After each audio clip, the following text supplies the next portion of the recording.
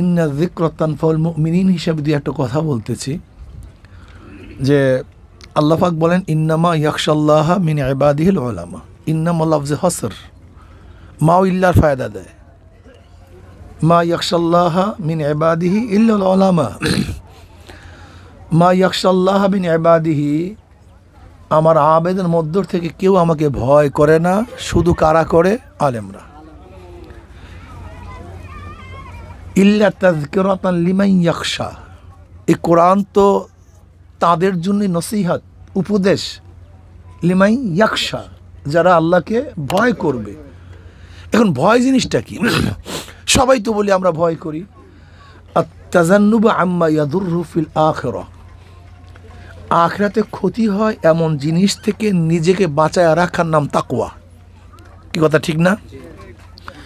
যাই হোক, আমি উসুলি কিছু কথা বললাম, এরপরে আসি আজকে বর্তমানে উলামায়ে কেরামের অবস্থাটা কি। আমরা যারা দাওরা পাশ করি, কামেল পাশ করি, সবাইকে গড়ে আলেম বলা হয়। আসলে এই ইস্তেলাহটা আমাদেরকে আগে ঠিক করা উচিত, যে জানাই কি আলেম কিনা। যে জানবে সেই আলেম। আল ইলমু বামানি জান না, জানলেই যদি আলেম হয় তাই শয়তানও তো জানে, এদেশের খ্রিস্টানরাও জানে, ইয়াহুদিরাও জানে, আবুল ফজল ফয়জি সেও তো জানতো, সরেবাঙ্গা আজিজুল হক যে ফয়জুল্লাহ সাহেব রহমতুল্লাহ আলাইহির শাগরেদ, খতিবে আজম সিদ্দিকুল্লাহ সাহেব রহমতুল্লাহ আলাইহির হাম সবক, খুব জকিউজ্জেহেন। আপনি তাকে আল্লামা আলেম কেন বলছেন না? আপনি তাকে বেদাতি বলছেন কেন? কারণটা কি? সে তো অনেক কিছু জানে এবং চ্যালেঞ্জ দিয়ে জানতো, জানার কোনো শেষ ছিল না সরেবাংলা আজিজুল হকের। আমাদেরকে মনে রাখতে হবে যে আসলে পুঁথিগত বিদ্যা শিখলেই তাকে কোরআন ও হাদিস আলেম বলে নাই। কোরআন ও হাদিস এলেমের পরিচয় দিয়ে দিয়েছেন। ইন্নামা ইয়াখশাল্লাহা মিন ইবাদিহিল উলামা।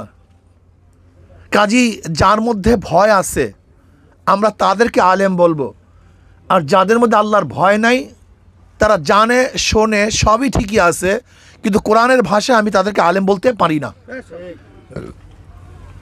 এখন আলেমদের কাজ কি দেখেন? শুধু কি আলেমরাই আল্লাহকে ভয় করে? মোমেনরা কি আল্লাহকে ভয় করে না? হ্যাঁ, তো মোমেনরা তো ভয় করে, কিন্তু আল্লাহ পাক তাদের তারিফ করেন নাই। তারিফ করছেন কাদেরকে? এটা আসলে স্পেশাল, এটা স্পেশাল বরাদ্দ।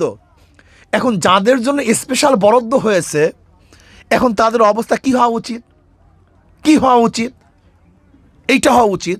ধরে নেন জনাব মুহাম্মদ রাসূলুল্লাহ সাল্লাল্লাহু আলাইহি ওয়াসাল্লাম মদিনাতে আছে, ধরে নেন ওলা ফারজান। আমাদের বাংলাদেশের একটা ওয়াফদ, একটা প্রতিনিধি দল মদিনায় গেছে, গিয়ে আল্লাহ নবীর কাছে বলতেছে, ইয়া নবী আল্লাহ সাল্লাল্লাহু আলাইহি ওয়াসাল্লাম, আমাদের বাংলাদেশের পরিস্থিতি এই, বাংলাদেশের অবস্থায় এই দুইটা দলের মধ্যে দুইজন নেত্রী, এবং কেউ সেকুলার কেউ ডেমোক্রেসি, এর বাহিরে ক্ষমতা আসাও খুব কঠিন এবং জটিল।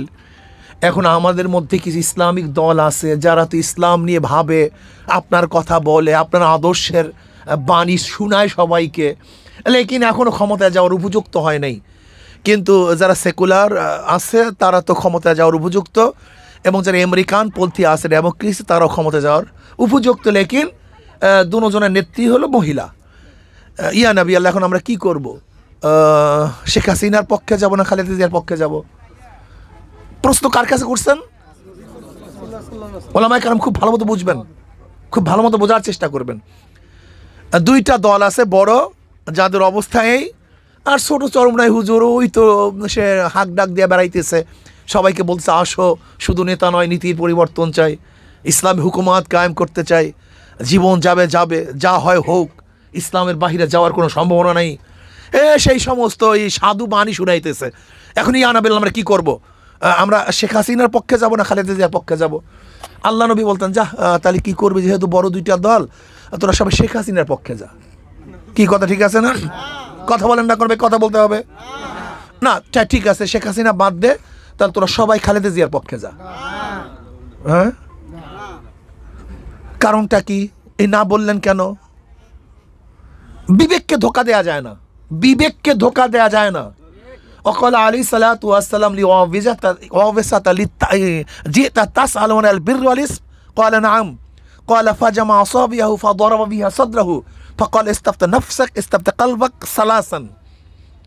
ওয়াফিসা রাদিয়াল্লাহু তাআলা নবী আলাইহিস সালাতু ওয়াস সালামের কাছে আসছেন। আসার সাথে সাথে নবী আলাইহিস সালাতু ওয়াস বললেন, ওয়াফিসা কেন আসছো?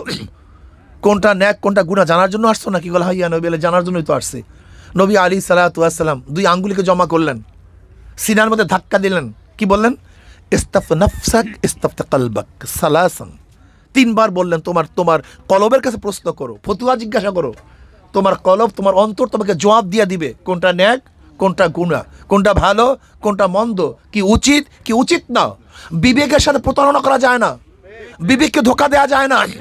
যদি আল্লাহ নবী আজকে দুনিয়াতে থাকতেন আর যদি আমাদের অবস্থান দেখতেন, ইসলামকে বাদ দিয়ে, আমার আদর্শকে বাদ দিয়ে, আমার নীতি এবং আমার চরিত্রকে বাদ দিয়ে আজকের ক্ষমতার জন্য এই দিকে যায় ওই দিকে যায় সেই দিকে যায়, তাহলে আমার নবী হয়তোবা কি বলতেন? এই সমস্ত মুনাফেক এবং আমার দুশমনদেরকে বাদ দিয়ে যারা কলেমার ঝান্ডা উড্ডয়ন করে তারা যদি একাও থাকে ইব্রাহিমের মতো, তাদের দলে থাক, তাদের কাছে থাক, অন্যদিকে যাওয়া যাবে না। এটা আমার ধারণা। এখন দেখেন আপনাদের বিবেক কি বলে, আপনাদের বিবেক কি বলে। নবী আলাইহিস সালাতু ওয়াস সালাম কোরআন ও হাদিস উলামায়ে কেরামের প্রশংসা করছেন, কেন মুজাম্মাত বয়ান করেন নাই? আনা মিন গায়রি দাজ্জাল আখাফু আলাইকুম মিনাদ দাজ্জাল। মান হুয়া ইয়া রাসূলুল্লাহ? ক্বালা উলামাউস সু আও কামা ক্বালা নবী আলাইহিস সালাতু ওয়াস সালাম। নবী আলাইহিস সালাতু কি বলেছেন? আমি একদল মানুষকে তোমাদের কাছে দাজ্জালের চেয়ে মারাত্মক মনে করি। দাজ্জালের চেয়ে মানে আনা মিন গায়রি দাজ্জাল আখাফু আলাইকুম মিনাদ দাজ্জাল। দাজ্জালের চেয়ে মারাত্মক, দাজ্জালের চেয়ে মারাত্মক, দাজ্জালের চেয়ে ভয়ঙ্কর, দাজ্জালের চেয়ে খারাপ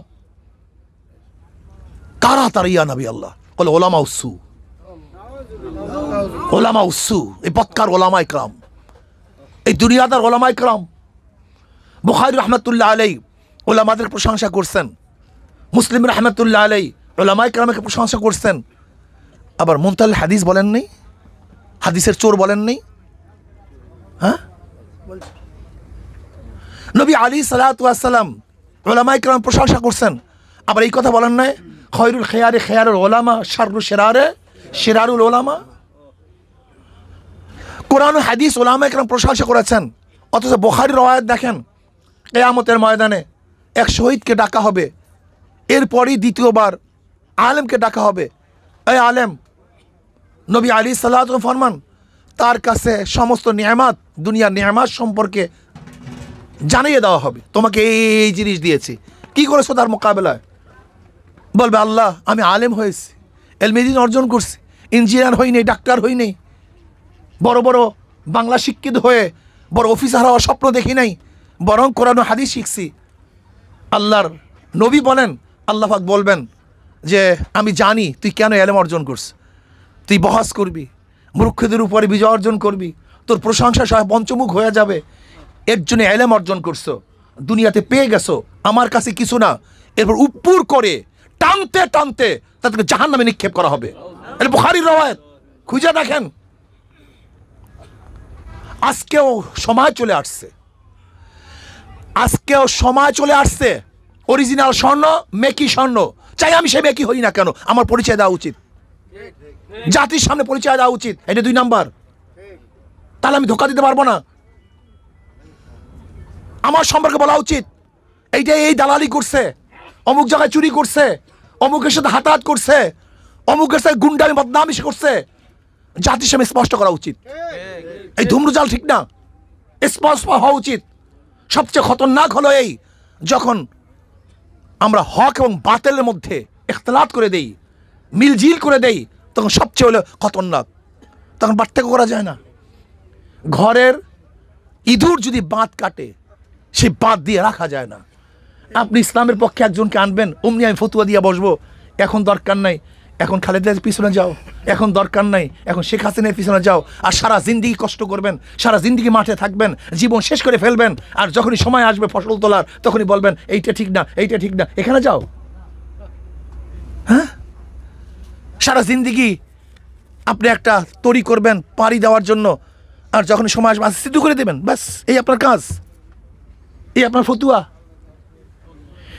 এর জন্য আমিও যদি খারাপ হয়ে থাকি, জাতির সামনে চেহারা উন্মোচন করা দরকার। যারাই দালালি করে আলেমের সদ্যবাসে, এদের প্রত্যেকের চেহারা উন্মোচন করা দরকার। কি কথা ঠিক না? প্রিয় ভাইরা আমার, দেখেন আমরা তো কার ব্যক্তির উপর আঘাত করে কথা বলি না, কোনো ব্যক্তির কথা বলি না, কোনো দলের বিরুদ্ধে কথা বলি না, বলি যারা এই কাজটা করবে তাদের বিপক্ষে। এখন আলেম মানেই সব জান্নাতি, আলেম মানেই সব ওয়ারাসাতুল আম্বিয়া। তা আবুল ফজল কি করবেন? আব্দুল্লাহ বিন সাবাকে কি বলবেন? ওই সরে বাংলা আজরুল হককে কি বলবেন? যারা কাদিয়ানদের পক্ষে কথা বলে বড় বড় লিডার, তাদেরকে কি বলবেন? এর জন্য আমি ওলামায়ে কেরামকে বলি, আমার শ্রদ্ধা ওলামায়ে কেরাম, দেখেন একজন আলেম মানুষকে যত ক্ষতি করতে পারে, কোটি কোটি আওয়াম মানুষ এই পরিমাণ ক্ষতি করতে পারে না। আজকে তসলিমা ইসলামের বিরুদ্ধে যত কথা বলুক, মানুষের মধ্যে আসর করে না। আজকে কবির চৌধুরী ইসলামের বিরুদ্ধে যত কথা বলুক, মোমেনদের মধ্যে আসর করে না। আজকে হুমায়ুন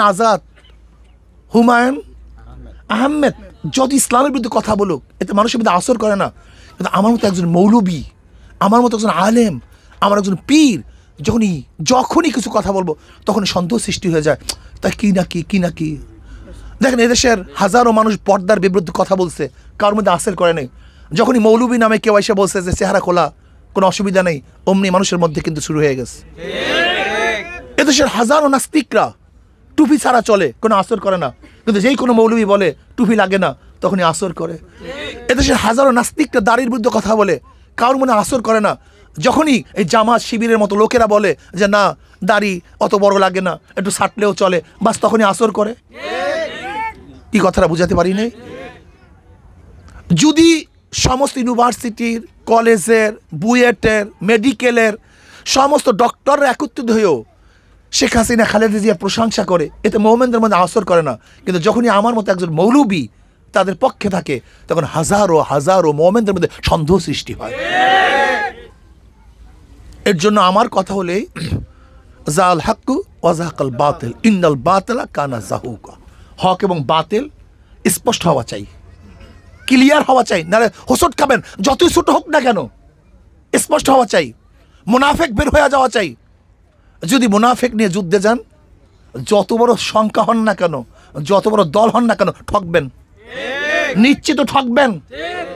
আর যদি সৎ আপনার ছোট্ট একটা জামাত হয়, ছোট্ট একটা জামাত, কিন্তু সবাই জানবাজ, এক মনা, এক দিলের, এক নীতির, এক আদর্শের এবং তাকওয়া ভিত্তিক যদি ছোট্ট একটা জামাত হয়, ইনশাআল্লাহ বড় জামাতের বিরুদ্ধে তারা বিজয় অর্জন করবে। আল্লাহ আমাকে এবং আমাদের সবাইকে দিন অনুযায়ী চলার তৌফিক দান করেন, ভুল ত্রুটি ক্ষমা করেন। ওমা আলাইনা ইল্লাল বালাগ। আসসালামু আলাইকুম ওয়া রাহমাতুল্লাহি ওয়া বারাকাতুহু।